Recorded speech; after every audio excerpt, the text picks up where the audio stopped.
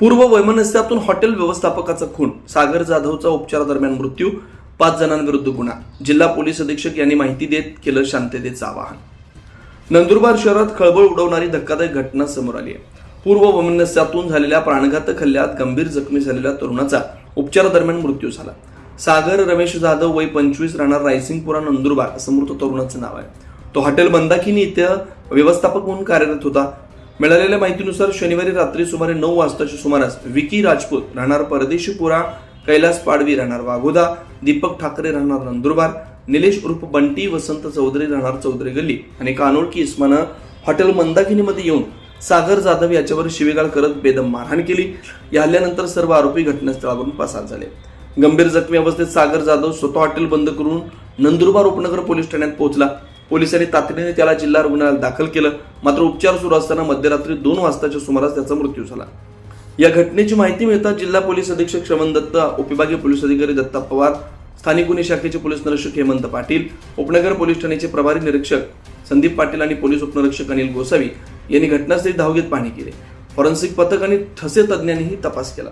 या प्रकरणी कुणाल सदाशिव मराठे यांच्या फिर्यादीवरून नंदुरबार उपनगर पोलीस ठाण्यात 5 जणांविरुद्ध भारतीय न्याय संहितेच्या विविध कलमान्वये गुन्हा दाखल करण्यात आला. पोलिसांनी 4 संशयितांना ताब्यात घेतले. पुढील तपास पोलीस निरीक्षक संदीप पाटील करतात. दरम्यान घटनेनंतर रायसिंगपुरा परिसरात तणावाचं वातावरण निर्माण झालंय. पोलिसांनी बंदोबस्त तैनात केलाय. शहरात कायदा सुव्यवस्था अबाधित राखण्यासाठी पोलिसांकडून गस्त वाढवण्यात आली आहे. मृत सागर जाधव यांच्या पश्चात आई, भावाचा परिवार आहे. त्यांच्या निधनानं परिसरात शोककळा पसरली. जिल्हा रुग्णालयाच्या विच्छेदनानंतर सायंकाळी उशिरा नंदुरबार स्मशानभूमीत अत्यंत शोकाकुल वातावरणात त्यांच्यावर अंत्यसंस्कार करण्यात आले. नंदुरबारमध्ये घडलेल्या या घटनेमुळे नागरिकांमध्ये भीतीचं वातावरण निर्माण झालंय. आरोपींवर कडक कारवाई करण्याची मागणी जोर धरते. नमस्कार. काल रात्री एक बारमध्ये एक बार मॅनेजर सोबत काही लोकांनी, अंदाजे 5 इस्मांनी त्यांच्यासोबत शाब्दिक वाद करून त्यांच्यावर हल्ला केला होता.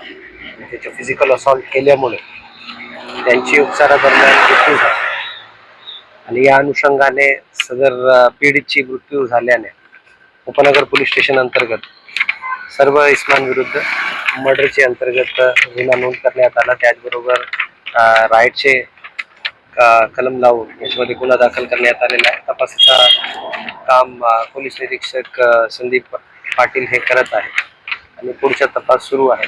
आरोपींचे बद्दल माहिती घेणे चालू आहे आणि त्यांचा शोध घेऊन त्यांना लवकरात लवकर आपण अटक करणार आहोत. 24 लाईव्ह महाराष्ट्र न्यूजसाठी योगेश पवार, नंदुरबार.